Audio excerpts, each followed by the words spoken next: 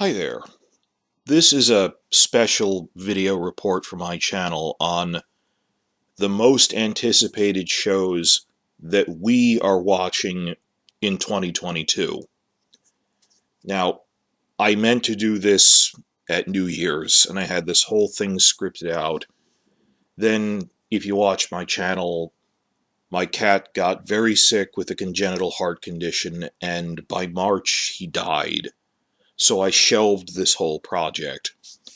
And right now it's July 4th weekend in the United States, holiday weekend, middle of the year, and everything is shifting from the end of the spring season to, okay, this is definitely the midsummer season now.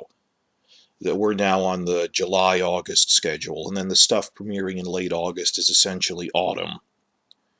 So I did a shorter video in which I was yelling about that people were surprised House of the Dragon was the #1 most anticipated new show on IMDb. And based on that, I wanted to give an overview, just my general thoughts on TV in general, of what are we looking forward to that review sites would do. Now, I actually wanted to review other things. That my channel is a Game of Thrones franchise channel, the World of Westeros. So I'm looking at House of the Dragon, and I also want to look at these are the other things we're in competition with, and while we're at it, here's other stuff. I wish I could review a wider range of things the way that, like, Red Team Review and Preston Jacobs review Star Wars and Marvel projects. I don't have the time, I probably don't have the skill level to do that, even just in audio. I'm not as informed. I've kind of branched off into also doing Lord of the Rings stuff for their upcoming prequel, just because, I read all the books, I read the Silmarillion before the movies came out, before the first movies, that I read the print off of it 25 years ago, but I knew the Silmarillion pretty well, so without needing to do a lot of research, off the top of my head, I can talk about Lord of the Rings on this channel, but that's about the limit of it. That in terms of other fantasy shows House of the Dragon would be competing with, like, I simply haven't had time to read The Wheel of Time, much like it, or even watch the TV show, so I can't judge that as a TV show in isolation or as a book adaptation. I do try to give shows the benefit of the doubt, because this is the old Star Trek fan in me, that most Star Trek shows took like 3 years to really find their footing. And like even Game of Thrones was great at first, but people only thought, wow, the production got better and higher budget, that it hit its stride in its third season. It wasn't just this straight decline from season 1. So shows get better over time. So I recognize some people thought Wheel of Time had problems. Let's see what they can do. The Witcher. I haven't read the books. I'm way behind on the show. I've heard it's great. It's just I'm behind on it. So this is an overview, and it's going to be a little rambling. I did make clear lists of these are the notable things by platform, and these are the things that would compete. It started as a list of what is House of the Dragon competing with? Well, obviously The Witcher, The Wheel of Time, Neil Gaiman's The Sandman is another big sci-fi fantasy thing. But you see it branches out there. The problem is that Game of Thrones started as a literary fantasy series that gained mainstream appeal. How would you even define its contemporaries? I mean, on the one hand, other fantasy shows, which there weren't fantasy shows as serious drama before Game of Thrones came out, so they're chasing that, but like, obviously The Witcher and The Wheel of Time, you'd say, are trying to be similar shows. Lord of the Rings, The Rings of Power, a very similar subgenre. There's like 4 shows like that coming out this year. But what about other sci-fi and fantasy shows more broadly, like Star Wars? Like Kenobi would probably appeal to that type of thing. But what about that it's a fantasy thing that also got mainstream drama? So is The Crown considered? Yeah, it's considered a contemporary of a Game of Thrones show. And it's, because sci-fi fantasy fans are obsessive, all of the most anticipated shows based on site traffic to IMDb tend to be sci-fi and fantasy shows. It's mostly Star Wars and Marvel projects, along with Lord of the Rings and House of the Dragon. So I'm going to run through this and just tell you my thoughts on generally these are the notable shows of this year. And in case you're wondering, what am I watching or trying to watch, because I'm so busy with everything for prepping for the big prequel series. So this is like the follow-up video to the shorter one I did about that House of the Dragon topped the charts, and just in this holiday weekend, middle of the year, taking time to pause and assess, okay, this is how the first half of the year went. This is how the second half of the year is looking, summer schedule for TV in general. And again, it's weird because I have to cover fantasy and sci-fi and mainstream drama to an extent, and I don't want to leave out animation either, because there's so many good animated projects that are actually pretty serious these days. Like, not this year. Amazon's Invincible was amazing. Harley Quinn is really sharply written, the HBO Max series, really sharply written, really funny. It's getting LGBT representation awards. It's really a cult hit. It's so weird that it manages to be true to the character and be really snarky and funny. So they hit go. Sometimes the stars just align and you get something nice like that as a character piece. So, or like Rick and Morty. That's, how would you categorize that? But I'm going to list off everything by its platform, and then I'm going to go around again and give an animated list. Now, when I say platform, I've said there's 7 big streaming services that basically all of TV is on. And there's hardly anything on cable anymore that isn't already migrating there. Like AMC has a few projects lined up. Cartoon Network stuff I'm now going to list under HBO Max because they'll re-release it through that. So the 8th list will be the also-rans. Though, of course, when we say there's 7 platforms, like Peacock has nothing. Paramount Plus, the only good one was like Star Trek Strange New Worlds, which people do really like. Paramount's like the one thing I don't get. I just got a legal HBO Max streaming thing for the first time as a gift from a relative. And it's free with ads. But I have HBO Max now in place to watch House of the Dragon. I'm checking out some of their other stuff when I have the time. And it's not that I was downloading it before. It's before a relative was lending me their HBO Go, HBO Now password, and now they went out and bought me an HBO Max account and bought it for me and said, we will share it with you, but it's technically yours because you're using it a lot more than we are, because we know you do the online work for your YouTube channel. Keeping all that in mind. So really, we're talking about 4 giant platforms here. We're talking, most of this is on Disney+, Netflix, Amazon, and HBO Max. And I'll mention unless otherwise stated. And I'm sorry that this is so long. This is like the behind-the-scenes video to the shorter, more condensed, my reaction to House of the Dragon coming out on top. And I made this, I don't expect this to have high viewership. It's for people who are interested in my take on the current state of television. And again, this was supposed to be a big, long podcast, given as a year in review, year looking forward. This was meant to come out at New Year's, I'm sorry. But I'm catching up on it now. Well, start with the lists that IMDb gave that sparked this whole discussion. That, what I think I'm going to do, because I'm really far behind on everything, is I'm not going to edit this. This is going to be a podcast. But I have this typed up as a set of notes, which is 6 single-space pages long. So I think what I'm going to do is I'm going to copy-paste the list I have into the video description box below. So read down the list. If you're on a desktop, read down the list as I'm talking about this. I do not have time to edit it together. Okay, I'm just reading this off cold, just to give you guys a sense of these are my thoughts on TV. Even my original plan for editing this wasn't going to have pictures in it. It was going to be showing the lists. I don't even have time to do that. So if you want to visually have the checklist in front of you, look at the description box. Well, to start with, how far are we into this? We are 10 minutes into this. That's the introduction out of the way.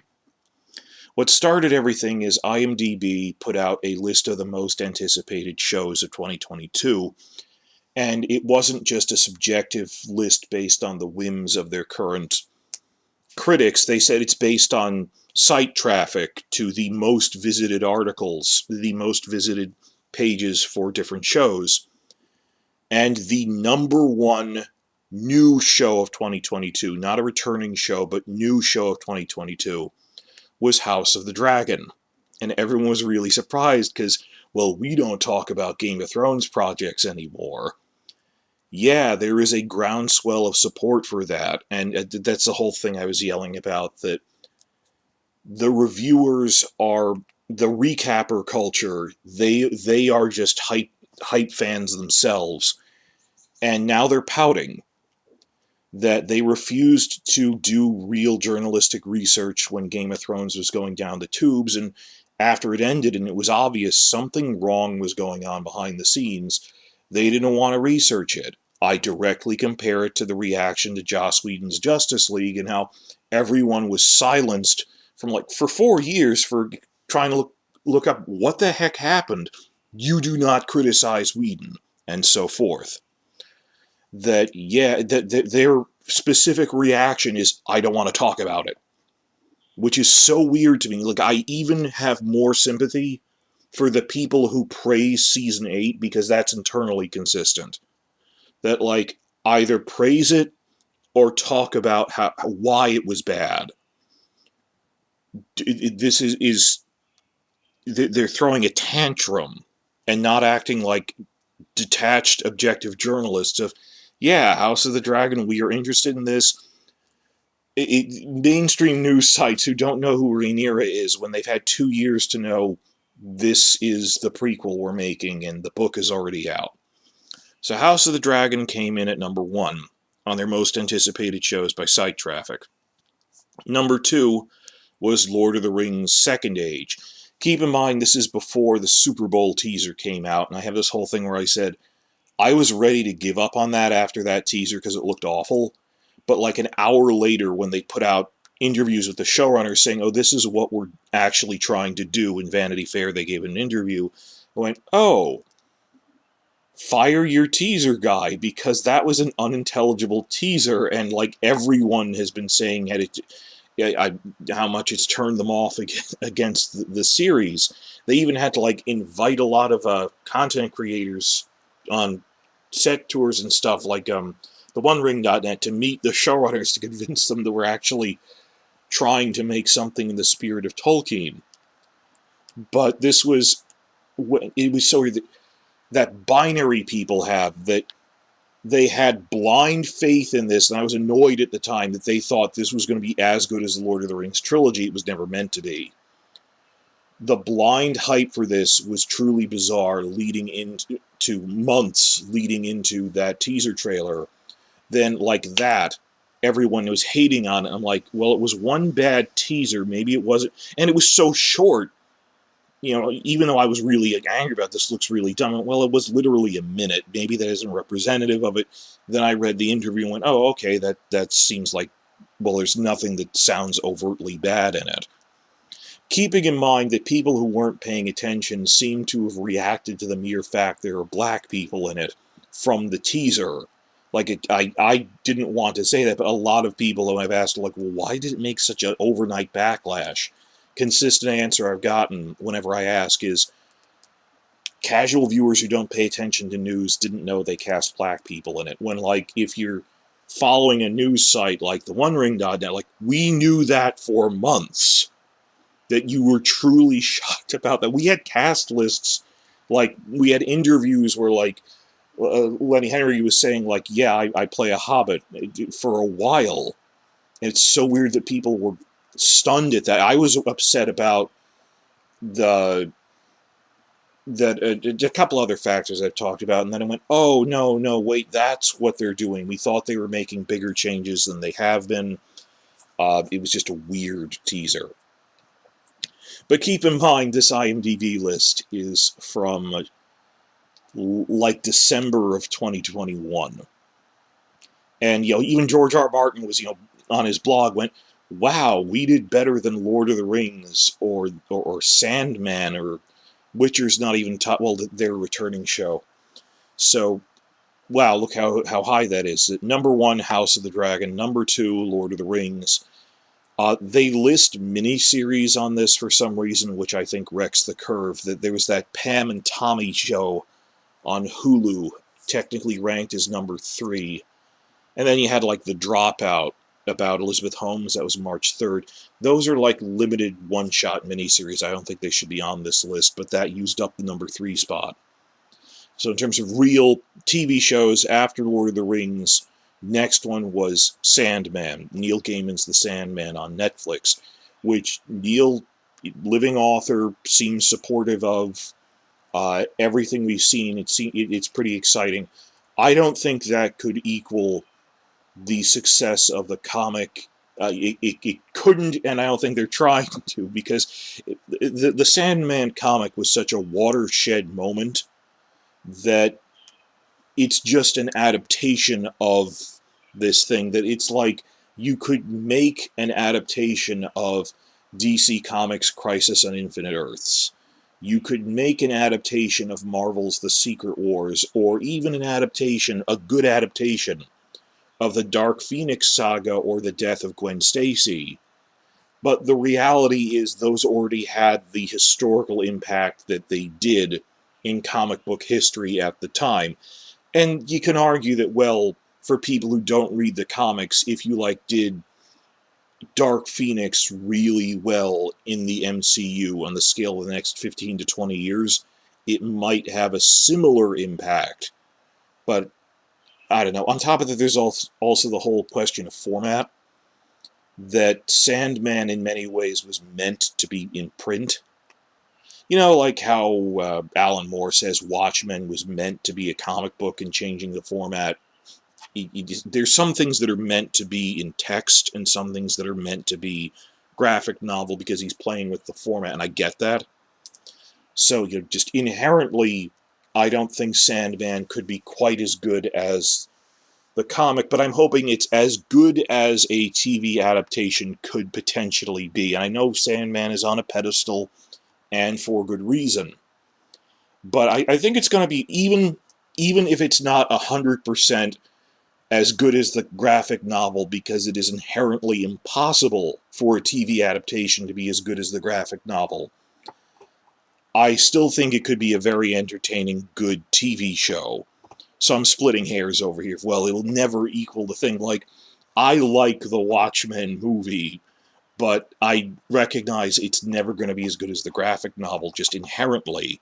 And I don't think I could really have improved it that much. It's a different format. So we got House of the Dragon, then Lord of the Rings, then The Sandman. Here's where things get a little dated again. Number 5 on their list was The Last of Us, which is coming in HBO Max, because originally that was supposed to come out in autumn of 2022, but due to the COVID delays and stuff, it got pushed back to next spring. So this list is dated, that The Last of Us is now going to be this giant premiere in spring of 2023. And there's a whole thing of, I play video games for story more than I play them for plot, for game mechanics, like BioShock and stuff I'm really into. That the story and tone and cinematography and stuff in The Last of Us is pretty good, but it amazes me just how much, when you have a video game adaptation, there's the legions of fans. Well, with anything, it's a pre-existing thing. I mean, like Halo has a giant pre-existing fan base. That's no surprise. But it's weird how a lot of people haven't heard of The Last of Us, but even though there's millions of people playing it, and it's a good story. So that's weird that, yeah, what am I trying to say? I'm trying to say it is justifiable that The Last of Us is nearly as anticipated as The Sandman. That it's in a top 10 list alongside Lord of the Rings or something. The budget was huge. Craig Mazin is making it. He made Chernobyl, which was amazing. From what screenshots, from what promo images they've given us of just, the look and feel of it, it looks great. And, I'm a big fan of zombie projects, too. A huge fan of Max Brooks's book, World War Z. I've met Max Brooks a couple of times at conventions back when they were doing that. And Last of It, and they're not zombies. They're fungus zombies because that's scientifically more plausible than literally undead. But it's all the cordyceps thing. Last of Us is going to be huge next spring. Also, for that matter, Mandalorian wasn't on this list because they didn't know when Season 3 was coming out. And it turns out Season 3 of The Mandalorian will come out like March of 2023. So the two biggest shows that I can pretty much gather are going to be on in the spring 2023 season, these mega blockbusters, are going to be concurrently The Last of Us starring Pedro Pascal and The Mandalorian Season 3 starring Pedro Pascal. That's just how everything's getting stacked up because of COVID delays. After that, the number 6 most anticipated new show was Obi-Wan Kenobi, which just finished up, and my general view on that is I really liked it. I was cautious, but generally, okay, every episode one at a time was good. I understand that when you're dealing with the original characters, they must be held up to a higher standard. So people were being really strict. You see some people just blasting like how they wrote Vader or Kenobi or something. I sympathize that this must be held to a higher standard. Like, if you saw this level of scrutiny for the Andor show, that would be weird. Like, dude, it's just some other show set in the universe versus literally Ewan McGregor's Obi-Wan. Of course we're going to hold it up to a higher standard. But generally, I am a glass half full guy that I'm waiting for something that's really out of character or weird. And no, they generally did good stuff with this. They actually had character moments where, like, my favorite scene isn't even any of the action stuff. It's just when they're riding in the back of a truck and Obi-Wan's going, yeah, I'm kind of, she's worried that, I never knew my birth parents. He goes, yeah, well, I never knew my birth family either. And, I never really think about it. I guess I have a brother I don't really know. I wish I knew him. That was, wow, that's like character development. It's not just mindless action. And, of course, Hayden, when the mask comes off, when it's Hayden being Vader, all good stuff for me. So that was great. Boba Fett was anticipated before it came out. It was like, it came out last week in December, so it technically wasn't a 2022 show. And like it or not, it was something we were all talking about. It was an anticipated show, even if it was severely flawed by the end. I like what one reviewer said, that Boba Fett was a lot, to them, I agreed with them, it was like one of the prequel movies, if you didn't like the prequel, that it was flawed in execution, but you like the core story. And a lot of it's just, I like Tamura Morrison, and I think he deserved his own series.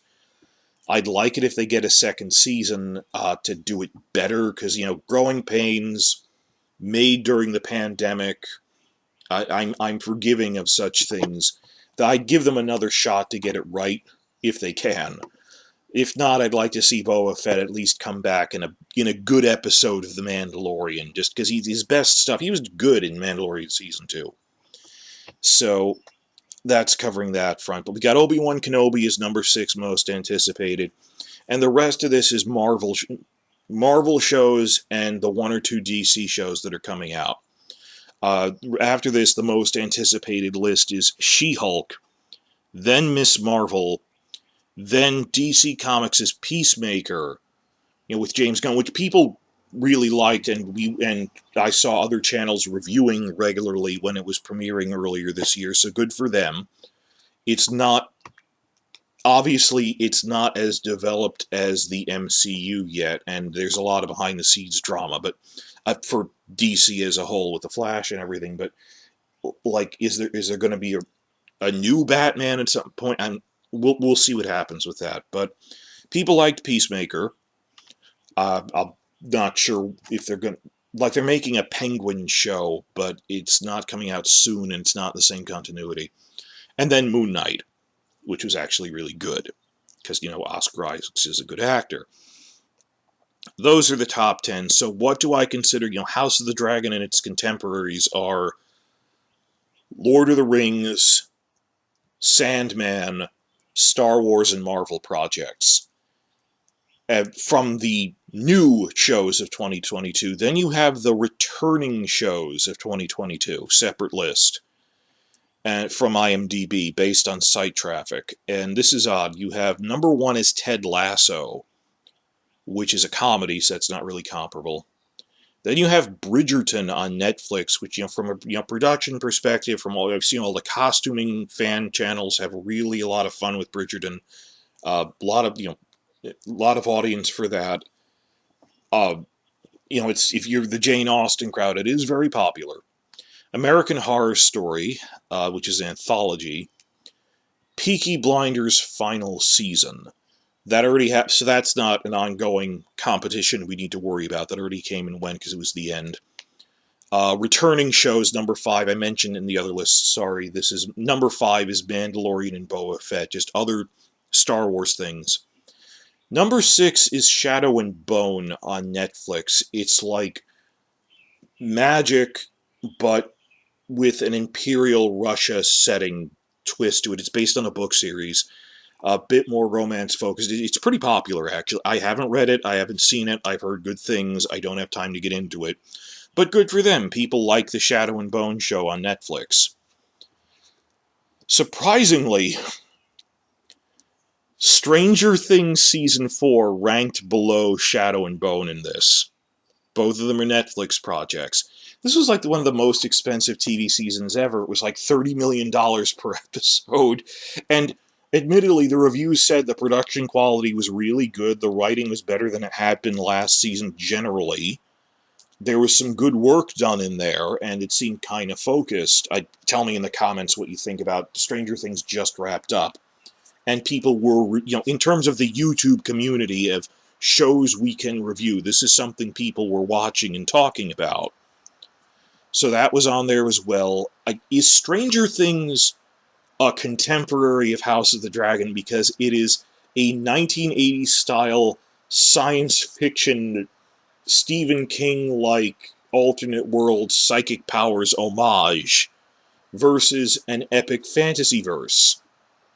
So, or Star Wars, is Stranger Things, can you compare it to Kenobi? They're very different shows. I mean, they'd be categorized in the same thing in like award shows and stuff. That's my other thing of, in terms of who they're competing with at the Emmy Awards, House of the Dragon is competing with Bridgerton and The Crown, just because that's technically what they are. So, Stranger Things came in at number 7 most anticipated. Number 8 is actually Rick and Morty, in terms of site traffic. We're not sure if Season 6 will come this year at all, because it takes a long time to make. They're having an Adult Swim upfront first week of August, but either that's coming very late this year, or I'm guessing, I'm just going with early next year for Rick and Morty Season 6. I'll be pleasantly surprised if it's sooner than that. Number 9, you have Netflix's The Crown, which that was Matt Smith's show. That's great. It's dominating the awards now. Number 10, Amazon's The Boys, which is great. It's this scathing satire of celebrity culture, corporate culture, and the media spin, and it's just tight writing.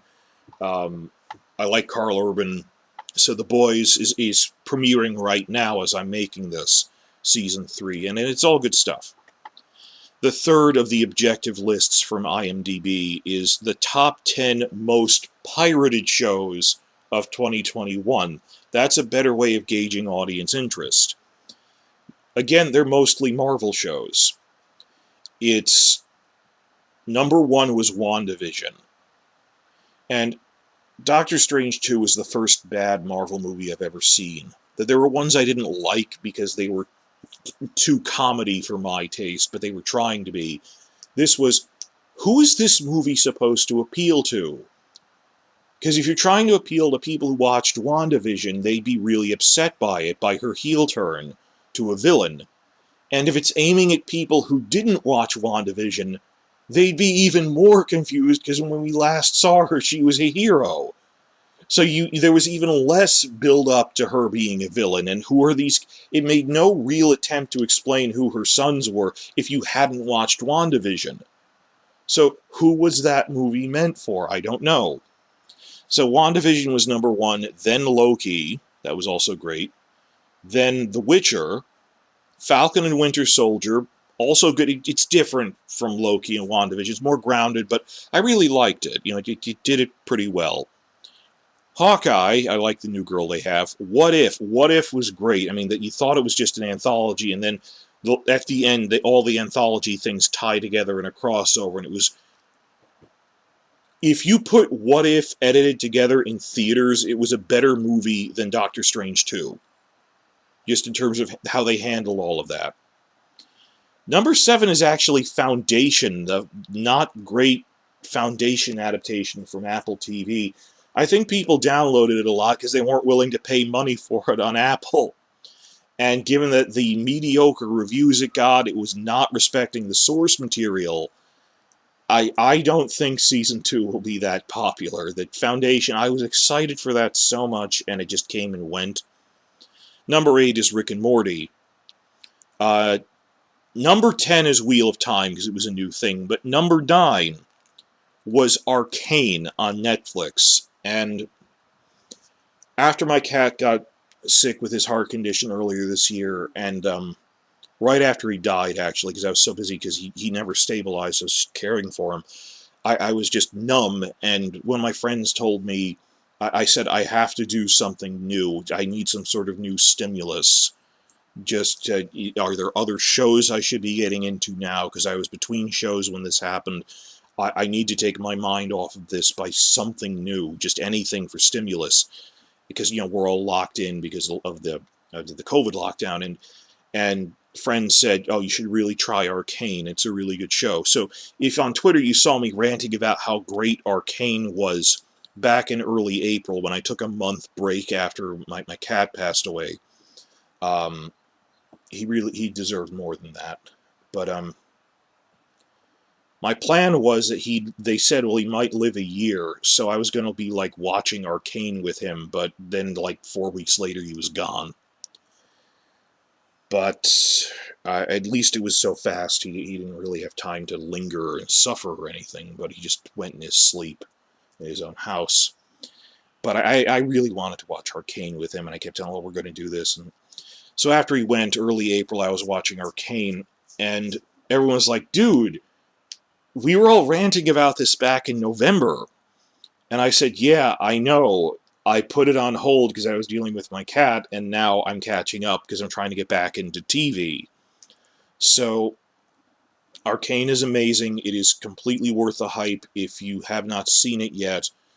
It's like 3D animated. It takes a bit for your eyes to get used to it. It is very, high production budget 3D animation. You don't need to know the video game it's based on in order to appreciate it.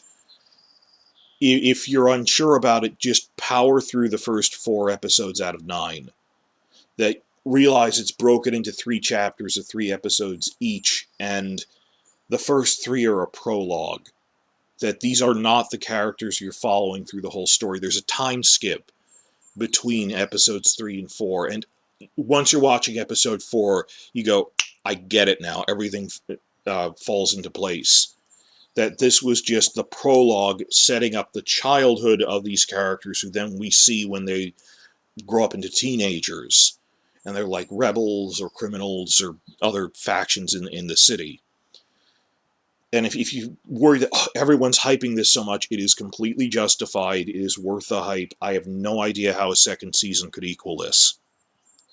That it is just, it deserves a Hugo or at least a nomination. It is one of the best. It's more steampunk mixed with magic than it is a straight up fantasy, and it's an urban it's in a city state that has magic, and it's kind of steampunk. But the writing is good. At its core, it's just this human story of these two sisters that are on opposite sides of a civil war between the rich and poor factions in this city-state. Stick with it, it's pretty good. So that's a feel for what were the really popular things based on IMDb for new and returning shows, and the top 10 most pirated shows. Generally, the things people are looking for are Star Wars and Marvel projects, House of the Dragon, Lord of the Rings, Sandman. As its loose contemporaries, well, they were in the list there in terms of the illegal downloads and returning shows. You have The Witcher. So, wait, was that in the... Yeah, Witcher was number 3 most illegally downloaded. So, Witcher and Wheel of Time, also because this list was made in December when Witcher was actively airing, so maybe they didn't consider that, but yeah, I don't think of Witcher and Wheel of Time as contemporary that much, just because they're coming out in like November and December. They're not simultaneous with House of the Dragon, which is coming out right against Lord of the Rings in the fall. This will be the season after that, so they're not like directly competing. So I'm not really forcing that. That's the other stuff they're contemporary with. The Sandman. But because Netflix dumps everything on the same day, Sandman's coming out August 5th. So that'll be there. It's a very different genre. We'll watch it. I don't see it as directly competing with it, though, of course, in the awards it probably will. Gwendolyn Christie is in it. She's nice. For a time, people were actually hyped for the Halo TV series. But apart from production quality, it wasn't that good. And they wanted their own thing. They wanted a big budget thing for Paramount Plus as an anchor show, and it wasn't that good. Picard Season 2 wasn't that good. I'm hoping it improves next season for the final season. And I never really got into Star Trek Discovery, even though the writing is pretty solid, but the real breakout hit on Paramount Plus that I would list along this, but it wasn't in their list, was Star Trek Strange New Worlds. It's a Star Trek show on a ship. They're exploring stuff in the main universe. It's really good. Everyone really likes it. I'd put it alongside like a Mandalorian or a Kenobi show. That, yes, this is a solid entry in the Star Trek franchise. I don't need to go off and make videos about it and dissect it. I'm just happy to, as I would back when I was an innocent child, just watch and enjoy this Star Trek episode without the need to dissect and debate it. You know, it's something pure that I don't... Other people are handling that. I don't need to do that. I can just appreciate it on a simple... as a private citizen and not get stressed out about it. That's what's going on with those lists. Then in the giant lists I wrote up, and I realize this is like a 40-minute podcast now, but again, this is quicker to make because I'm not editing the audio and it's audio only. Otherwise, I wouldn't have been able to make this at all. So let me try and wrap this up by the 1 hour mark in the next 20 minutes or so. Oh, the last thing that I was going to list is one of the top picks in my personal list here. The only reason it didn't make the top 10 for IMDb, I think, is because a lot of people didn't know about it yet, is Netflix's live-action The Last Airbender TV show, Avatar The Last Airbender. I know there were creative differences with the cartoon creators, but it's, in terms of most anticipated, it's love it or not, we will be talking about it. That it was such a famous and beloved cartoon show that Season 1 is something YouTube analysis channels will be heavily scrutinizing and debating. Then if it's really bad, viewership will drop to nothing in Season 2. But that's how it goes. When you have a new show, people will at least discuss the first season before giving up on it. So I don't know what that's going to be like. We haven't seen much. They got the casting right, at least. I don't know what the tone will be like, but I'm supporting the cast members. Actually did pretty well with that. So that's another thing that's going to be. It'll be after House of the Dragon, though. It'll be like late November. So late August through late October is House of the Dragon, Lord of the Rings, as well as Star Wars Andor. But November to December is Last Airbender, Witcher, Wheel of Time. But these are different seasons, they don't overlap. I debated whether to do this by schedule or by platform. I'm going by platform, but keep in mind I'm going to race through the schedule at the end too. So, what do we got here? My mouse is acting weird. Oh, there it is. Racing down by platform, we have Disney Plus, which is summarized as Marvel shows and Star Wars shows. Boba Fett, Mandalorian, well actually that's next year. Obi-Wan Kenobi, Andor, as I said. And we had Moon Knight, we have Miss Marvel now. She-Hulk will be coming in late August. We think Secret Invasion is coming in the fall, we'll have to check, with Emilia Clarke. And they just started filming Loki Season 2. That, for a solid year, I thought Doctor Strange 2 and the Multiverse of Madness would, on some level, involve Kang. On some level, at least as an Easter egg, tie in with the Loki show. It did not. And I know it was supposed to come out before Spider-Man 3. It was supposed to be the thing that introduced the concept of the multiverse, but I keep seeing people going, in retrospect, this was a good movie. All credit to the actors, structurally, and maybe they're going somewhere with this in the next couple of movies. And I hate it when people for Game of Thrones went, don't criticize what they're doing in Season 5, they must be going somewhere with this, but Marvel has shown that they were capable of planning out Infinity War on the scale of a decade, so maybe there is some plan for this. I don't know, I feel bad about that. But in terms of stuff I watch on Disney+, Marvel shows and Star Wars shows, which is one of the main focuses. That's not the short sell. Like Kenobi was something everyone was watching.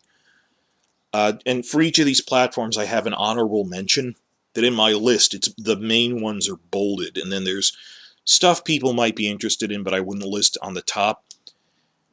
The Willow TV series gets honorable mention. They put out a trailer for that.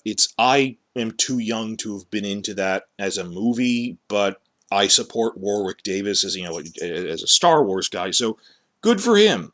He's got a TV show. You might be interested in it. I don't think it'll be dominating our discussion. It is a fantasy show, so it does bear mentioning on a channel that talks about Game of Thrones stuff, but I don't know how huge that would be. That isn't coming out soon.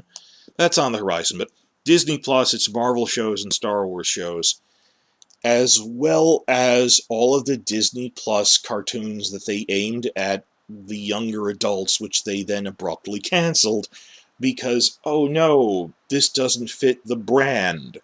Talking about the Owl House, which got all these awards, the LGBT representation, it's just plain good writing. Hunter is my favorite character. And then they said, oh, we're renewing them for only, 6 episodes when they needed 20 to finish it in Season 3. And they said, well, are they shorting you because of the LGBT content? And Dana Terrace said they weren't fans of that, but the deciding factor is it doesn't fit the brand. That they don't want long-form storytelling. That it's that whole, because of the decline of one platform and rise of another, we're unfortunately at a point, and this is true for all of these platforms, where cable TV is dying and they want stuff that people can randomly turn on and just enjoy as mindless entertainment unconnected to anything else. So that's why when you turn on, Cartoon Network used to be like arc-heavy Adventure Time stuff. Like when Game of Thrones was coming out, the same time, early seasons, Adventure Time was in its prime. So you see cast members ranting about how great Adventure Time is and all the story arcs in it. They don't want stuff that has story arcs in it anymore. Whereas streaming services are actually pretty well suited to binge watching an arc, a story arc. So it's a bit of a restructuring, but I will get to that when I talk about animated projects. But in terms of what am I using Disney Plus for? Star Wars stuff, Marvel stuff, and that's a bulk of what I'm actually watching these days. And some of their animated things. HBO Max, what are things we're looking forward to? House of the Dragon, which is last week of August. The Last of Us is actually pushed back to next spring. DC Comics projects is a wide umbrella because that covers multiple different continuities and even some animated projects. Some people, you really like Peacemaker, okay. I really like the Harley Quinn show, and that's coming back. So I'm looking forward to Harley Quinn Season 3 with HBO Max. And like I said, HBO Max is the parent company for Cartoon Network now, so like Rick and Morty would fall under HBO Max if and when it comes out. Other stuff that was on the most anticipated of 2022, keeping in mind this was meant to be a thing I made at New Year's, were The Gilded Age, for fans of Downton Abbey. It's made by the Downton Abbey people. It's a successor to that. The costume people have been having a lot of fun with it. If I had a choice, it seems more serious than Bridgerton, and Bridgerton's kind of, it's this alt history thing, but also because I live in the New York area, so I've seen a lot of like Gilded Age mansions around here when you go on, like museum tours and stuff for school on the Gold Coast. The Great Gatsby type stuff that's actually around where I live. Just old New York history is exciting to me, so that's obviously a major point in its favor for me. Haven't started watching that yet. Gilded Age is good. Euphoria Season 2. That was a 2022 show. It started January 9th. That was quite the phenomenon. Up until mid-season, but then the last few episodes just kind of petered out. They had like, Rue was on this drug bender. It was the most insane episode. She's running around doing stuff, and then all of the problems just kind of go away. That character died who people liked, you know who I'm talking about. And then I know that the will they, won't they is kind of part of how any long-running show works, but they act like Jules broke up with Rue forever. That doesn't make sense. They're the Romeo and Juliet with the alliterative, I don't know. So, it was this bonkers, really cool season up until like the last 2 episodes, and the cast is fighting with the writer. We know like Cat has barely been used in Season 2.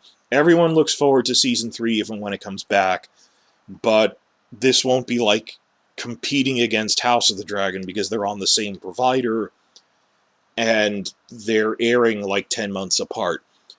That would be so weird if... No, I'm sorry.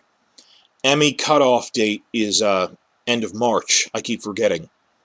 That Euphoria Season 2 can't compete against House of the Dragon at the Emmy Awards. Their House of the Dragon missed this year's cutoff date, so they wouldn't be competing at all. That's good. The thing that just started right now, Westworld Season 4, but I think Season 2 really killed any interest in Westworld, and it didn't live up to the promise of Season 1, and they just kept shifting the setting. I mean, actually, Season 3 I thought was better because it actually showed the real world, and they had some interesting ideas about, like, algorithm-based social manipulation, social engineering as real sci-fi extrapolation of where's real technology going, but when this show started, everyone thought it would be in the park all the time, and it grew beyond that in Season 2. Season 3 people are actually talking about. I don't see as much buzz for Season 4 as there was for Season 3, where it was event viewing. And you'd see, like, Business Insider doing weekly breakdowns that everyone had to see. It's pleasant, people are enjoying it, but it's winding down. Season 5 is probably going to be the last season. That's what they're going with. And these are the honorable mentions. That the top mentions for HBO Max for me are House of the Dragon, Last of Us. I guess I put Euphoria as honorable mention just because it's very different. I should probably upgrade that to something we're really looking forward to.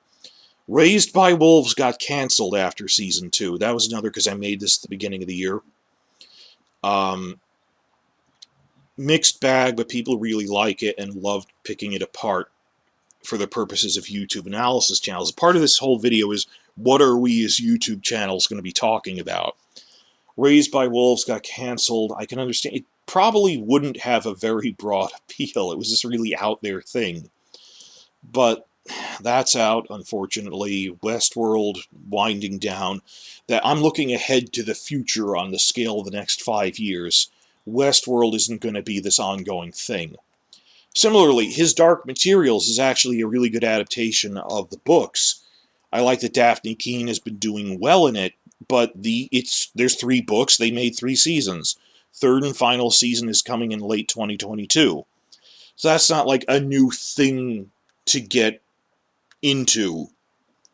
That, much as I just started getting into Arcane, that when my cat was dying, I thought, I can't just be following shows that are ending, and then I have nothing to think about. I need to be into something new that's growing and ongoing.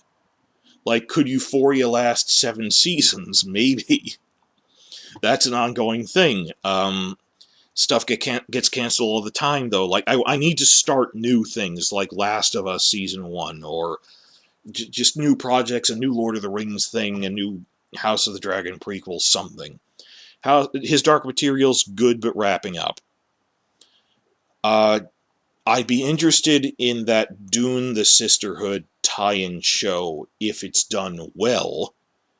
Generally seems to be people who worked on the movie, but that's not coming out anytime soon. That's still like in the writing phase. So that covers Disney Plus and HBO Max. Next we have Netflix, who have been doing nothing but screwing up this whole year. And I had this whole other video I had to scrap about this. That everyone else stopped using the binge model because it doesn't work.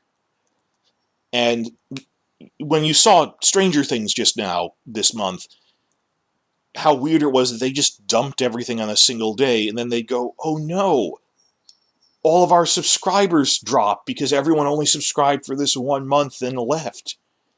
Yeah, that's why it's better to space it out. The people were saying, when Game of Thrones ended, this is the end of weekly television.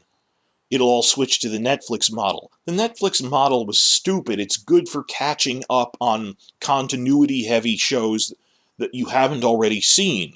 Like, I could marathon The Witcher seasons 1 and 2 very easily, or I marathoned Arcane months after it came out, versus as live premieres, that doesn't work. And their answer is not, they refuse to admit the binge model was wrong. They go, it's password sharing. Like, even if that was the problem, which it isn't, you can't really fight that. You're like, what are you going to do? You can't own the night. So, with Netflix, and that their whole thing was they were trying to beat Hollywood and then become Hollywood. That they beat all of the old media companies with their algorithm model, and they fired their head of production, their head of content creation, Cindy Holland. Ted Sarandos fired Cindy Holland when she basically built them as a network. He really doesn't, I feel bad for him, because when you see all the stuff going on with him, he's not a bad person, but he doesn't really know what he's doing, and he said, well, we'll just hire up a bunch of Hollywood A-listers, and surely they will make good content. When, like, Cindy would have vetted this stuff first. They had, like, a Mike Myers flop, which was very expensive recently. They paid through the nose to hire Benioff and Weiss, of all people, because they're a big name and very expensive. Therefore, they'll make a quality product. So, Netflix is having problems now, and I worry about how that will affect some of the more obscure shows that they make. Like, The Witcher won't be in trouble, because Stranger Things won't be in trouble. The Witcher, because they're major projects. But, like, they gutted their animation department. And a lot of their other more niche shows are in trouble. But in terms of stuff that's the most anticipated that we're talking about on Netflix, The Witcher when it comes back. The Witcher Blood Origin, which is that prequel series that's coming. The Sandman, as I already said. Shadow and Bone, also a Netflix show. People do like it. I am openly surprised it was ranked number 6 on IMDb's list of most anticipated returning projects. I have never seen a mainstream thing do that. None of the other Game of Thrones channels I follow are reviewing Shadow and Bone, but people like it, and they seem to say it's pretty good for fans of the books it's based on. And lastly, also a Netflix project to watch out for, The Last Airbender.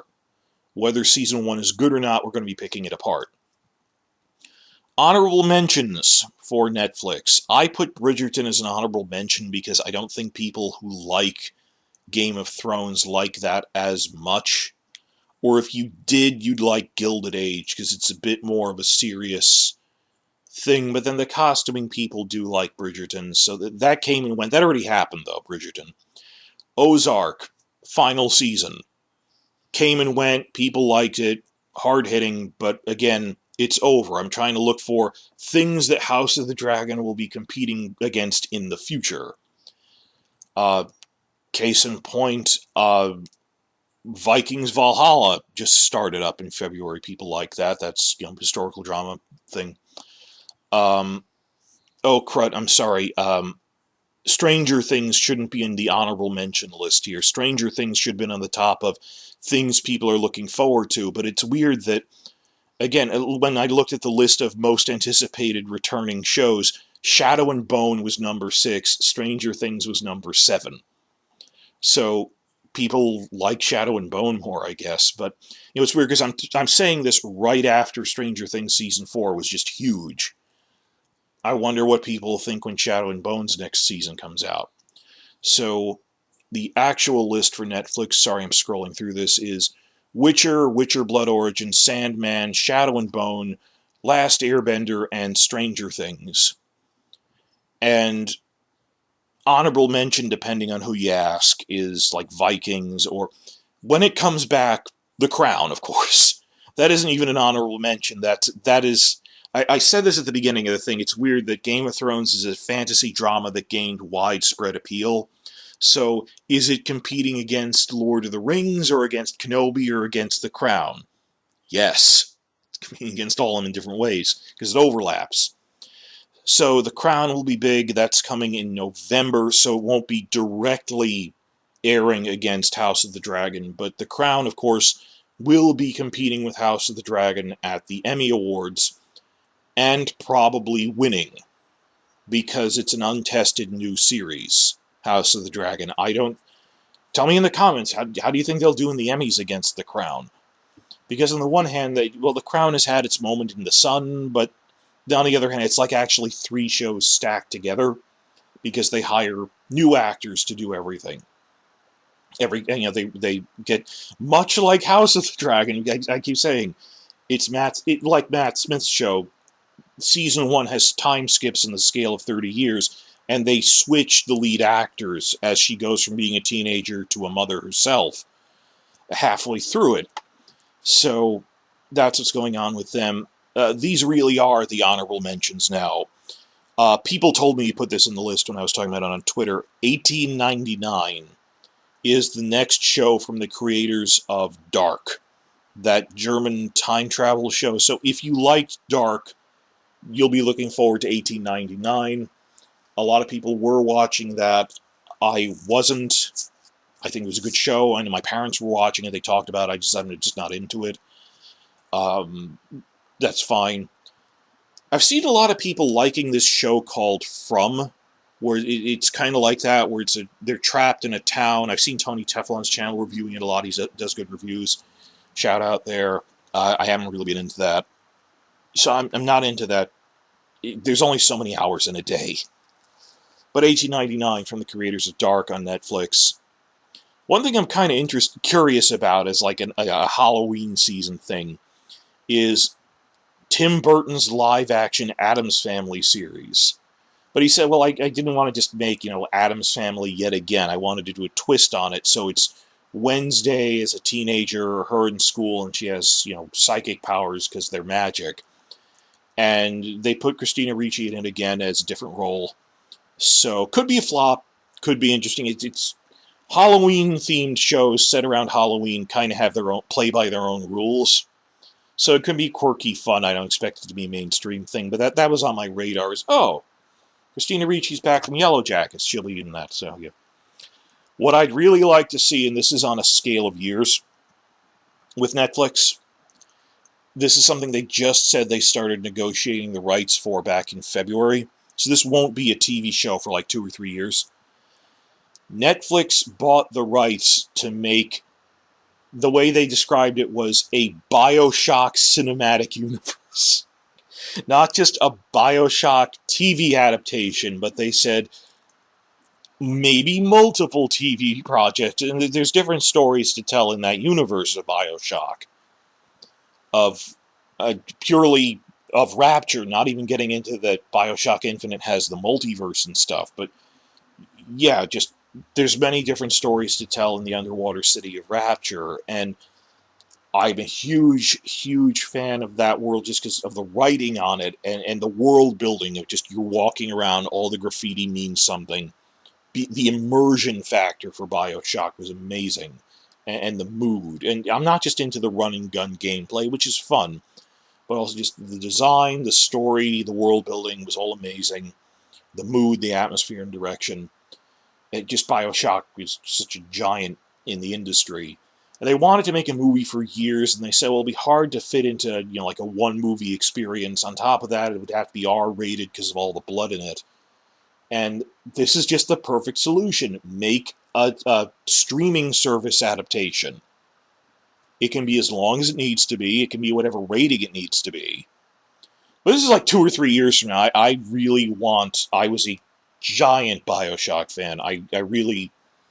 And the social ideas of, okay, well, this is what you would have if you had this utopia experiment based on objectivist ideas and then abandoned those ideas, and the social engineering stuff and the back and forth and the social satire. All amazing stuff. 3 years from now, I'd really like a BioShock TV series franchise. But that'll happen when it happens. Okay, so that's Disney, HBO Max, and Netflix. Notice that I have not edited this podcast whatsoever. My voice is getting tired. I am just moving forward now to Amazon Prime Video. I always call them Amazon Prime, but technically their name is Prime Video. You know what I mean. I actually covered all this already, that the main things to watch out for from Amazon Prime are Lord of the Rings Second Age prequel, The Rings of Power, coming in September. The Wheel of Time Season 2. Let's see if they learn from some of the rough patches in Season 1. It's hard to make something of a whole fantasy world. It's not quite like Game of Thrones. It's a little more advanced socially. I keep thinking of Star Trek shows where I was ready to give up on them in Season 1, and they got better every season. So Season 2 will be under a lot of scrutiny to pick up the slack, because I know book fans were not amused. I cannot judge it because I haven't read the books. It is not my place, having not read them. I'm not trying to blame either side. Just, I don't know. And I'm not even watching the TV show, so how could I even say whether it's a good show or not as a show? But it's a major fantasy project. It's going on. We'll see what happens. The Boys, also really good on Amazon. I will say that of all the streaming platforms I have access to, Amazon is the worst. From a technical perspective, it is constantly crashing on me when I simply attempt to rewind. That when I'm watching Netflix and I rewind a little, sometimes it won't stop rewinding. It'll overshoot the target. I want to rewind to hear one line, and it'll go back a full 2 minutes, but you kind of expect that. Amazon, I hit rewind, and it freezes and shuts down, and I have to start from the beginning of the episode, because the fast forward will also make it lock and shut down. I did not have a good experience with their app. Maybe that's just me, but then I asked around and people said, no, Amazon has a terrible... Tell me in the comments, how would you rank the platforms that you have access to. And be specific. If you say Amazon is the worst of all the platforms I use, of all the streamers, well, tell me, do you have access to all 7? Are you just comparing this to Disney Plus? Do you have Amazon and Disney and HBO Max? Of the ones that you have, how would you rank them? Please tell me in the comments in terms of which ones crash the most. For me, it's definitely Amazon. And, like, I watch some shows they have, and they're good, but not as much as, Marvel and Star Wars, obviously. So they got Lord of the Rings, Wheel of Time, The Boys. The thing we were talking about in December, for good reason, fully justified, was Season 6 of The Expanse. That Amazon picked up Expanse, gave it 3 more seasons. Obviously, it's based on a book series, so the writing is due to the fact that it's a book series, but it was a really good adaptation. I mean, obviously, they had to condense some things, but it was done very well. The world building, the factions in it, and everything they'd been doing since Season 1 was just groundwork for the Free Navy War that they do in Season 6. It blew everyone away. I just see all these mainstream reviewers. I was actually just watching, live reaction video reviews on YouTube channels, mainstream channels, to The Expanse.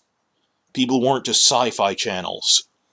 And just how good that was. And I hope eventually they shop it around again and get to do the last 3 books, 7, 8, and 9, 3 more seasons. There's a time skip of 30 years after the end in the books, after the 6th and 7th book, because a major war ended, and there's a 30-year time skip. And people live longer in the Expanse universe because of better medical technology, so everyone's still alive, they're just older. So I hope we see The Expanse again. Even the showrunners said, we're just treating this as we're on hiatus again, like when we got canceled the first time, because that's really when I realized that streaming services were taking over, that people were in denial for a while. Oh, Netflix is a novelty. When Sci-Fi Channel's new flagship show, The Expanse, which was rebuilding their network, they said, we have to cancel it. We can't afford it because we sold the streaming rights to Amazon, and now everyone watches it on streaming.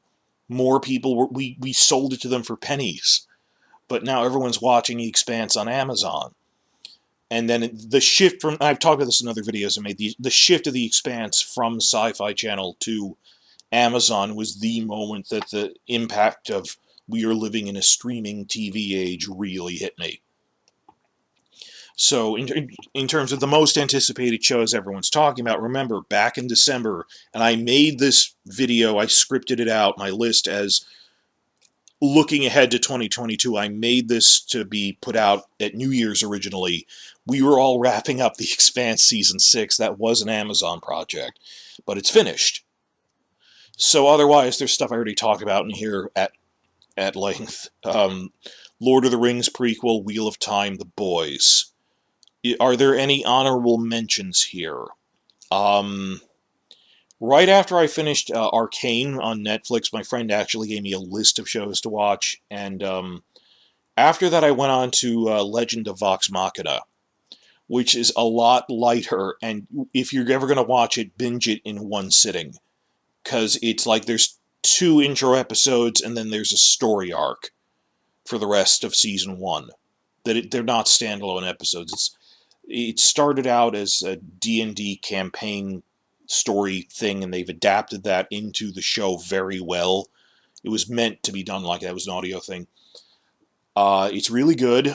There were a few rough patches of, as other reviewers said, okay, enough with the comic relief character. Can we be a little serious? Can we give some more focus to that other person? But the animation is gorgeous.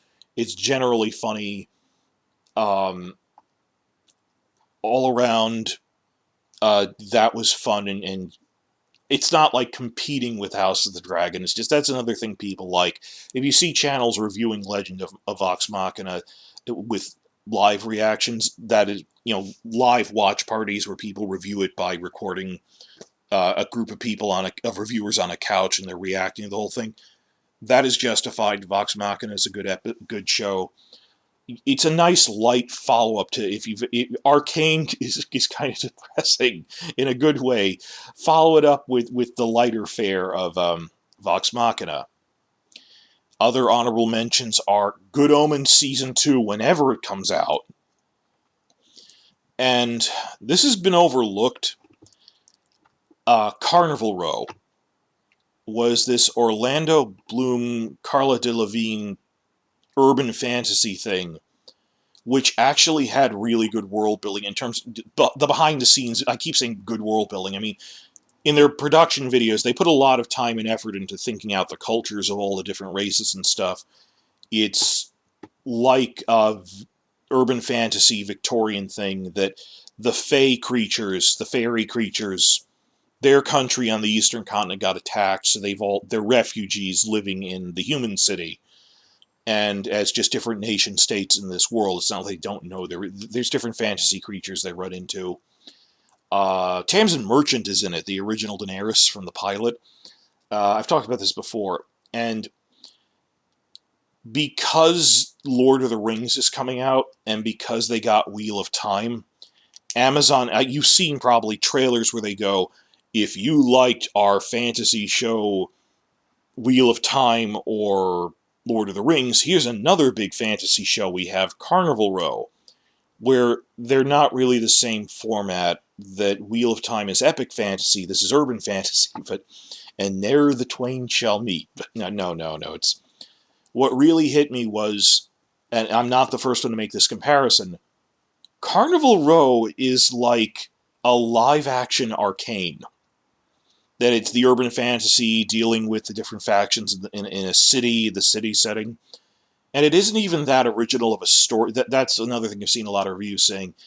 Carnival Row isn't a very original story, so you might not watch it based on the trailer, but it is very, very well executed. Now, Boba Fett isn't a good comparison. Where Boba Fett, I said, well, the core story was good, but the execution was off. It was a little sloppy, and I blame that on pandemic stuff. The story is decent. It's a familiar backbone, but the execution, the thought that went into it, the acting, it's pretty decent, and it's a victim of the pandemic. Season 2 got indefinitely delayed because they're going to film when the pandemic hit.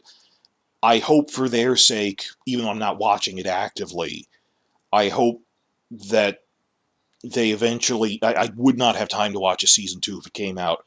I hope that Amazon greenlights Season 2 so that they can, as their advertisements say, tie it in with, and this is our block of fantasy programming, and have it piggyback onto our bigger shows. This didn't turn into a thing, but have it piggyback onto, and here's these big franchises we have that are adaptations, Lord of the Rings and Wheel of Time. By the way, do you like Carnival Row? Because Orlando Bloom and Carla Delevingne are good, there's good world building, with the fey creatures and just the cosplayers have fun with it, so good for them. That's what Amazon is doing. I'm about an hour into this now, and wrapping up, because those are the big four. The other things don't have anything. I already covered this.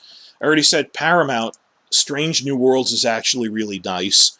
I'm not as into the other Star Treks, not even the animated ones. The Halo TV series was lukewarm at best because they had to change too much to make it a TV show. And I've already said in other videos, it's a matter of when, not if, Paramount gets bought by Peacock. Moving on to Peacock, they don't have any big shows coming out now.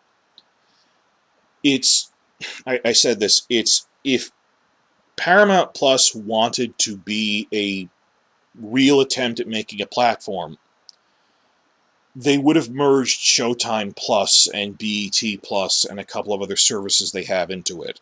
That if you watched Yellow Jackets, that wasn't on Paramount Plus. It should have been. It was on Showtime Plus. Their parent company owns both, and the only reason you wouldn't merge them is if they're hoping for a sale in the near future that they can negotiate each sale individually for a better price. So why do they then dump all this money on a big Halo project? For the same reason you would clean your car before you sell it. They want to make Paramount Plus look like a solid enough of a content package that they can sell it for more, or merge it with something else for more money. So maybe Amazon will swoop in to do that. I don't think they're that interested. It's probably Comcast, which owns Peacock, NBC Universal, they're going to buy Paramount in like the next 2 years. We think that phase one of the streaming wars was like 2018 to 2020, as everyone rushed to get a streamer to compete with Netflix. Now, Netflix has kind of peaked. They're not a streaming monopoly anymore. Combined with that, we see like Discovery Plus merging, which was the 8th largest one, merging with HBO Max. And they said we're going to make a new renamed platform eventually because HBO Max is a terrible name. Thankfully, the new people are pointing out it's not just HBO, it's like all the other stuff. So now we're looking at Netflix isn't a monopoly anymore, and other guys having mega mergers will even the playing field even more. Phase 2 is the playing field is evening out. That it's not just everyone fighting Netflix, it's equal footing. Netflix isn't gone, it's just going to be equal against the other ones. And Peacock's going to buy Paramount Plus, and I'm not sure what else might happen, but Discovery with Warner, that happened. Apple TV Plus, I have no reason to watch anything they have. I don't watch Ted Lasso. People do like For All Mankind. Let's see if that quality can keep up, because I don't like Ron Moore's shows usually peter out eventually. Jason Momoa's C has been doing well. The 3rd and final season will be coming out soon. Good for him, but it's the final season. It's not a new thing they're launching. Meanwhile, when Foundation started, I thought it had so much promise. That was the thing I was looking forward to from Apple. Foundation. And then it wasn't adapting the books. And I sympathize with the screenwriter they hired, who, David Goyer, would repeatedly, say in interviews, if I didn't change it, they wouldn't have made it.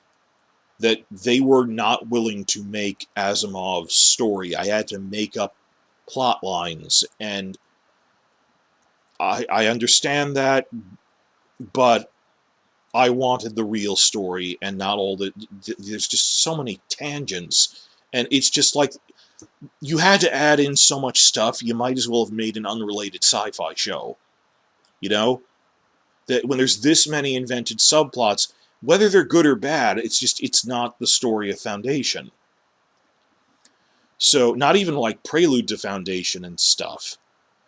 So, I have no reason. I don't have Apple. I don't need Apple. I don't have Peacock. I don't need it. I don't have Paramount. I don't need it. That's what's going on with those. I said at the beginning of this there would be the also-rans. This is... Other is in my notes here. Other big shows that are not on the big 7 streaming platforms. Mostly AMC and BBC America stuff. You've got, coming up in the future, AMC is making a new adaptation of The Interview with the Vampire book series by Anne Rice. Sad that Anne Rice didn't live to see this. I mean, they started production on this when she was still alive. She gave her blessing to it. Let's see if it's actually good. I know there's quite a fan base for this. I mean, it's before my time. This was, a big, the original movie and everything. I was like 4 when that came out or something. But they cast Game of Thrones Jacob Anderson in the role Brad Pitt had in the movie. So good for Jacob. People do like that series. I hope it's good for the Anne Rice fans. AMC does good stuff. The big thing for 2022 on AMC, of course, will be the final season of Better Call Saul, which that will, clear out at the Emmys and stuff. That's huge. We're all talking about it. I don't know what's next for the Breaking Bad verse, because AMC, of course, will want a 3rd show. But looking ahead to the future, that's a big ending, versus what are we doing in the next 5 years as House of the Dragon goes on. Other AMC stuff, also, Dark Winds just started up, which is a finished series of crime novels following sheriffs in the Navajo Tribal Police Force in New Mexico. So, New Mexico, Breaking Bad, does the same thing. It's got the guy who played the lead Native American in the Westworld Season 2 thing. He's good. I saw the first episode. It looked really nice. George R. R. Martin is attached as an executive producer. That's just a money thing, guys.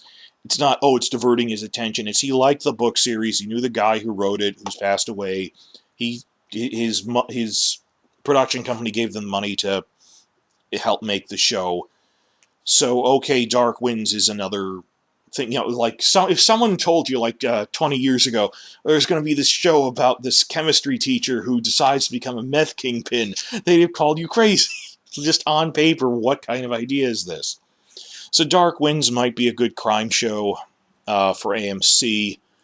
Also this year is The Walking Dead is wrapping up its final season, though that's kind of academic because they have other spin-offs. I don't like it when people go, oh, Walking Dead is past its prime. Any show that's 10 years long, I would consider a success. They had their moment in the sun. I'd hardly call it a failure. Yes, seasons 7 through 8 weren't that good, but then they got a new showrunner, and all the reviewers say it actually got pretty good again. Good for them, but time to wrap that up and move on to spin-offs. Because the whole point of the show is it's a rotating cast. Sometimes, people can die, but you can bring in new characters with that. So there's a solid fan base for the Walking Dead universe, but it's not going to be like the top 10 most anticipated shows again. But I'm okay with that. That's on the AMC front. Other stuff. We have BBC America has, let's see in my notes here, final season of Killing Eve, starting in February. People hated that. They didn't think it was a good ending. But that's over now. And the final season of The Last Kingdom on BBC America, also February. That was well received. Based on, it's a series of historical fiction novels about the Anglo-Saxon heptarchy. The fighting off the Vikings with the Saxons, Alfred and all that. So, Last Kingdom, good. It's the real life Lord of the Rings. It's the real life Game of Thrones. It's the real Seven Kingdoms. So, Last Kingdom was also good on BBC America. Doctor Who is probably gearing up for whatever their next show is. I'll see what happens. I hope they do better under the new showrunner because I liked the actors in the last one. Under the 13th Doctor, she was good. The writers, not so much. And I hate it when that happens because the opportunity is squandered.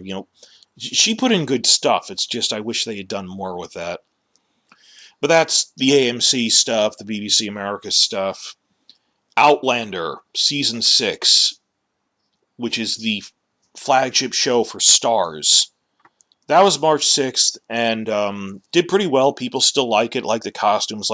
It's weird that it's like a time travel historical romance, but she researches the setting really, really well.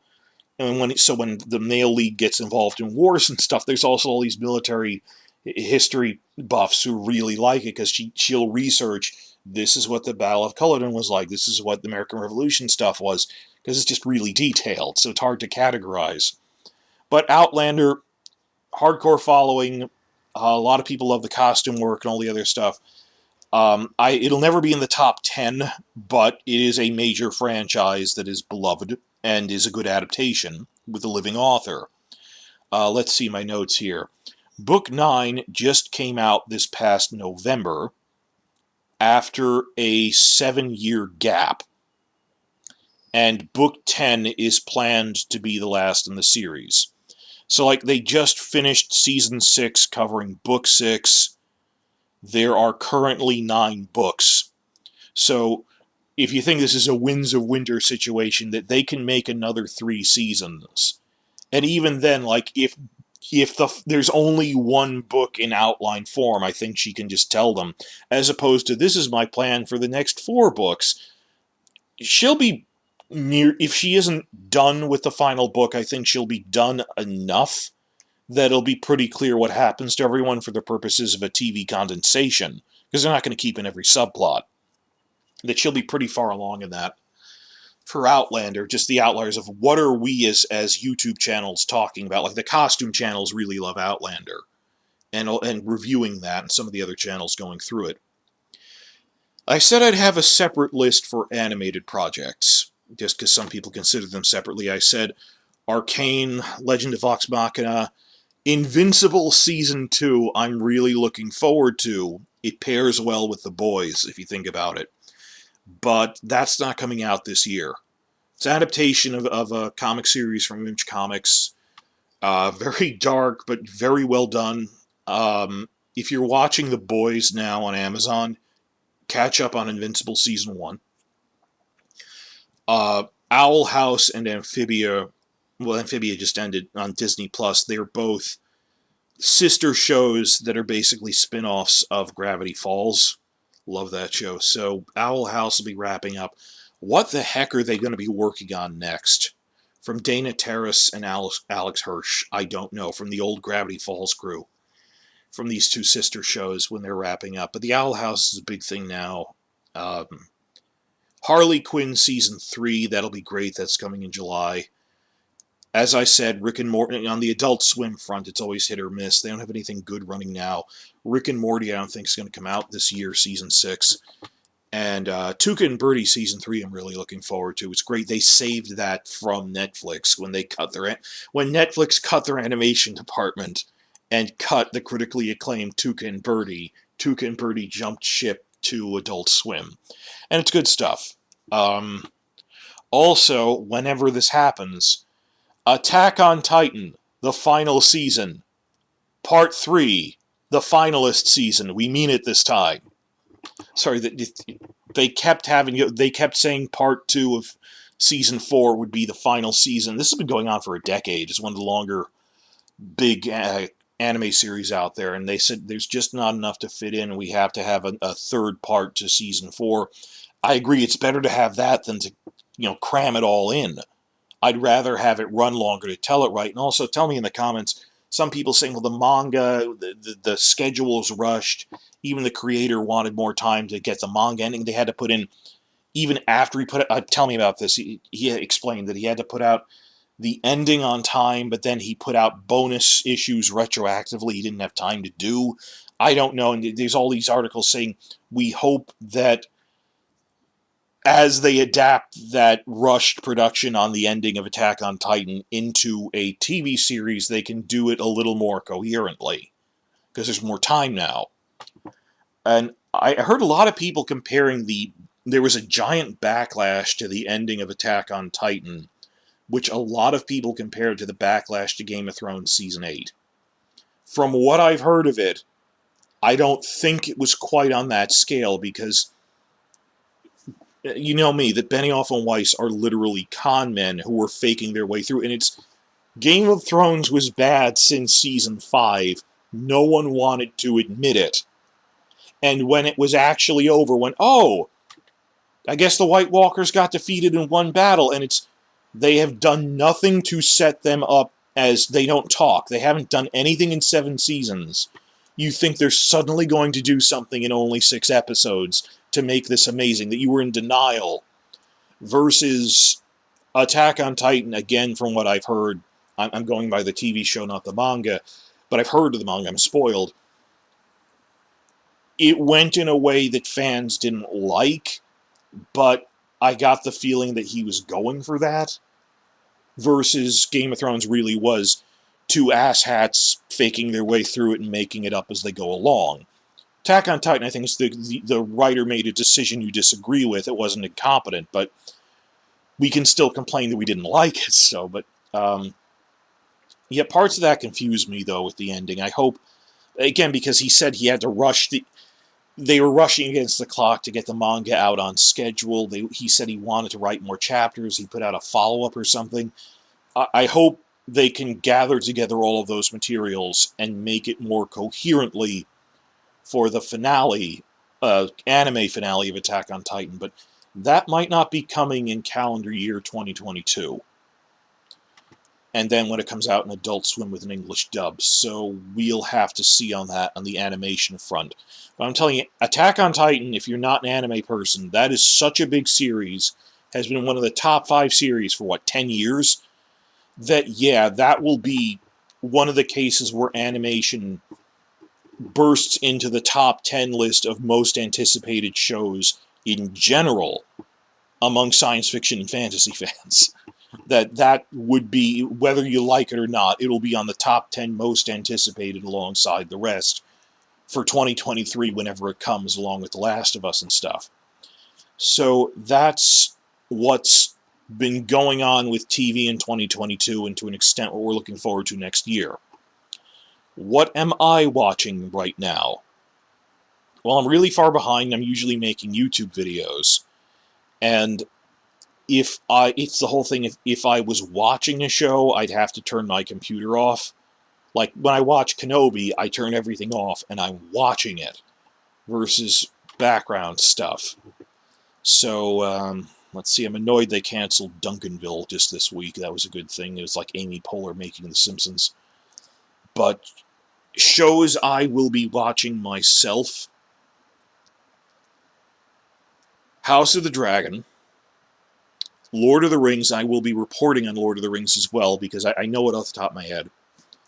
I will be watching Star Wars and Marvel shows as they come out. I need to catch up on Miss Marvel this week. I would like to watch The Boys. I probably don't have the time to watch many more shows than this. I'm probably already overbooked. Things I would like to watch are Invincible again, The Boys. I'm behind on The Witcher. I didn't even start Wheel of Time. Oh, another big one. Animation list. Disenchantment on Netflix, which is, like a sister show to Futurama, spin-off. It's medieval, and it's kind of like you took a graphic novel and turned it into a TV show, where the pacing is slow, but the dialogue can be witty in a sardonic way, but it's slower paced, and it's this moody, depressed kind of sardonic humor. The animation is jaw-droppingly gorgeous. I mean, you could just spend time as they're slowly doing things, watching all the... When I say like a comic book, it's like a comic book where they paint in the corners, where there's lots of sight gags in the background. It's like reading a comic strip. You need to pause and look at everything, because that's the style of humor it has.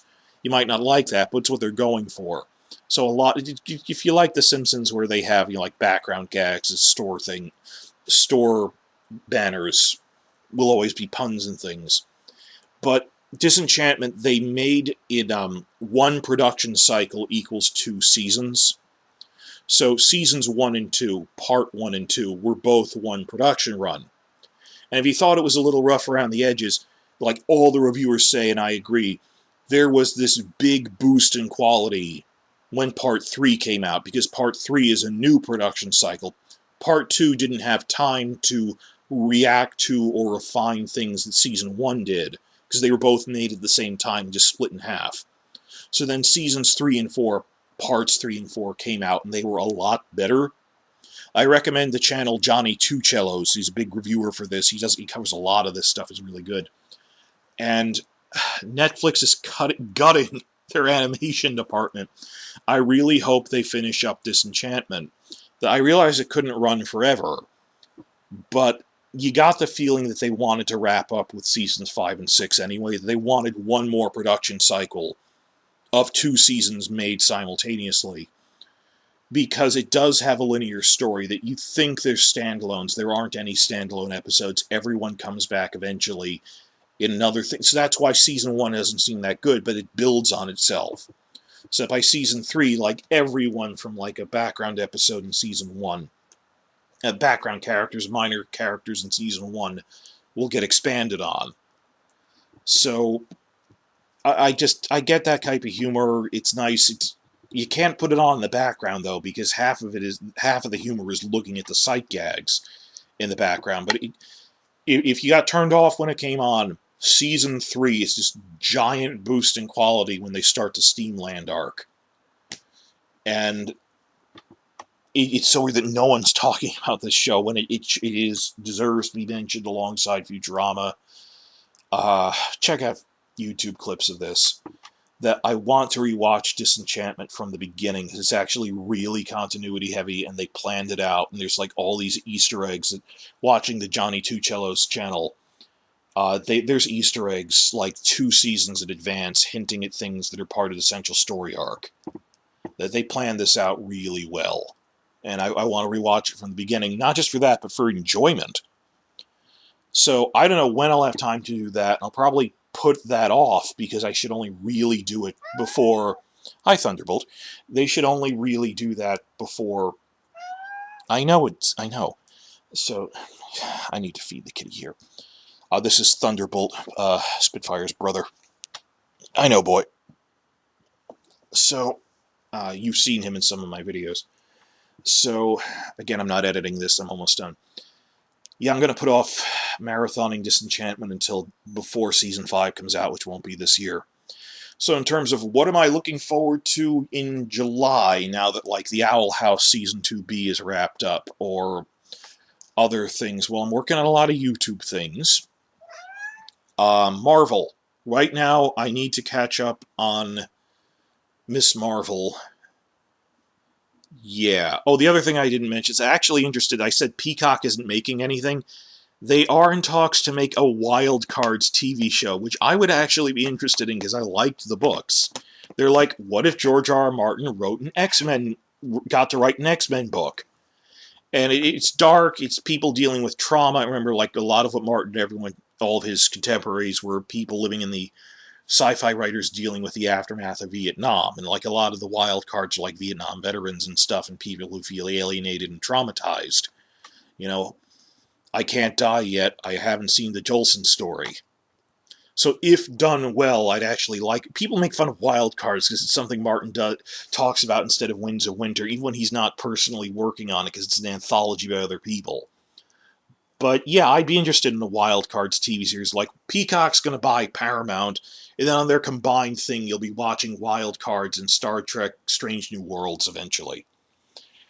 But yeah, me personally, and this isn't for the world, like, I'm going to be watching, beyond the streaming platforms, I'm going to be watching maybe some of the other Adult Swim content this year, Rick and Morty, maybe whatever, like Tuca and Birdie, whatever other comedy it's paired with on Sunday nights. Otherwise, I'm not really actively watching any AMC shows right now. Obviously, everyone's into Better Call Saul, but that's different. I'm not really watching Apple TV, Peacock, or Paramount. And if you consider Adult Swim part of HBO Max now, because they have the reruns there, I'm sorry I'm exhausted. I didn't rehearse this. I have been talking without break. I even let the cat come on for a 2-hour podcast of this is my all of TV in 2022 thing. I don't have a full list for autumn yet. I have most of the... I don't know what the full fall season would be, but this is for all things. But I'll be busy with House of the Dragon anyway. In terms of what are we watching? Because Last of Us got moved to spring, as did Mandalorian. That for the rest of this summer, Marvel stuff, that after Miss Marvel, I'll be going on to She-Hulk, because that's what comes after that. And then in autumn, beginning last week of August through late October, it'll be a triple header of House of the Dragon, Lord of the Rings, and Andor. Star Wars Andor. I'm looking forward to it. I wasn't into it at first, but then they said it's going to have Mon Mothma in it a lot, and the trailer looked good. So, showing what she's doing on Coruscant. So, political stuff, that's always good. Euphoria won't be coming back. Other HBO Max stuff. I'm not following Westworld. So, yeah. Truck going by, sorry about that. Netflix, I will watch Sandman when it comes out first week of August. That's the other big thing on the horizon here. So, in terms of what am I doing right now, let's see, I'm making a lot of YouTube videos. The currently airing thing is The Boys, so I'm Miss Marvel, She-Hulk, marathon The Boys if I ever have time, though that's a big if because I have to get through all the Marvel content I'm backlogged on, and Sandman are things I am watching the next 2 months. And I'm probably not watching them a lot because I'm frantically running around making content before the House of the Dragon premiere in only 2 months. Realistically, I think I'll be lucky if I get through the Marvel shows. But that's a good goal to have.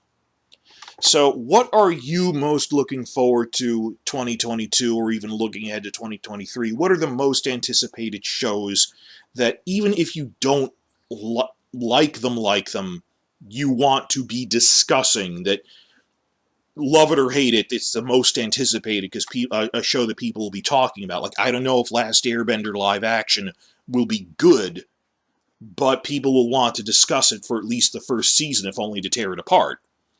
So, I mean, like Boba Fett, people were discussing to tear it apart when they were not good episodes. Parts of it, I like the actors, but they'll work that out. So, that's what's going on with it. And people blame, Miss Marvel isn't as big as Loki. Because he's been a movie character for 10 years, and she is a new, introduced just to the TV universe person. Even Moon Knight had that problem. It didn't have that many crossover characters to start off compared to, like, Hawkeye. So they're expanding, and it's well received. The writing's pretty good. So I really have to go and feed Thunderbolt now. So that's the end of this whole rant. Again, I'm sorry I don't have time to edit this, or do visual stuff. I might not have been able to make it at all, so I just read it off of my thoughts on TV in 2022, which is my life revolves around House of the Dragon. And it'll be this big rebirth of everything, because no one sees it coming. The mainstream news isn't caring about it. We're gearing up for just how busy autumn will be, with House of the Dragon, Lord of the Rings. And I know, like, Red Team Review and Preston Jacobs are going, how are we going to review both of those and Andor at the same time? This is madness. And it's because everything doubled up because of the pandemic, I guess, all the backlogged projects. But the good news is it takes so long to make a season of House of the Dragon at movie quality. I mean, they said it was like a 10-month shoot. They haven't started filming season 2 yet. We think they started writing it unofficially, that House of the Dragon season 2 will come spring of 2024 at the earliest. And they don't, on a scale of 5 years, when there's an off year for House of the Dragon, they'll put in like a one-shot about like young Corlys or something, or an animated thing. But for now, 2023 is an off year, and as I've said before, it's an off year we need, because so few major news sites were actively preparing for this that it'll be like when Game of Thrones Season 1 came out, and then everyone was scrambling to catch up on, wait, what are Starks and Lannisters? What's a Daenerys? What is Westeros? What's a Direwolf? The next year will be everyone playing catch-up with that, as this franchise, which was effectively destroyed, not my words, people going, overnight, discussion went to nothing. In the next year, we will be rebuilding this. And the immediate aftermath, after it ends in October, it'll be this whole everyone catching up over Christmas break who didn't want to watch it live, as word of mouth spreads. No, it's actually really good. Continuing through 2023, there has been no media coverage on this. Really detailed stuff like specific cast and crew members, what's going on behind the scenes. It'll be so weird. Comic-Con is later this month. It's in, like 3 weeks now? Is the beginning of Comic-Con. It'll be the first time we really get a public introduction to most of the cast and crew. They haven't been doing, like, promos yet. So, yeah. I think I'll just be trying to keep pace with the Marvel stuff, if I'm lucky. And the rest of the time I'll be doing House of the Dragon prep. But tell me in the comments what stuff you're doing. I will be covering Lord of the Rings. You saw the past week I made a thing about the orcs, based on an interview that they said about the prosthetics design team. I went, this is a nice interview. Just casually, I will be off the top of my head doing Lord of the Rings reactions. Not the biggest ones, there's real dedicated channels, but I can do that. I don't think I don't know Sandman well enough to... There's people who know Sandman better than me who could do better reviews, so I'm not going to bother. And that's pretty much where we stand now. This is so weird. I've wanted to make this video for 7 months. It got derailed when Spitfire, my cat, died. I still miss him a lot. It's just the empty chair where he once sat and all that kind of thing. But making a TV schedule like this helped keep my sanity like that at the time, even though it was only written out.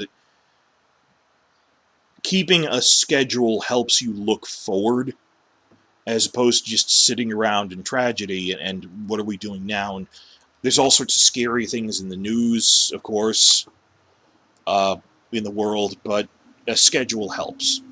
So there's a lot more traffic coming in now. I should turn this off. So, like I said, sorry I wasn't able to edit this. It is officially an audio-only, unedited podcast. Really looking forward to everything you guys have to say about this, all your views on this in the comments.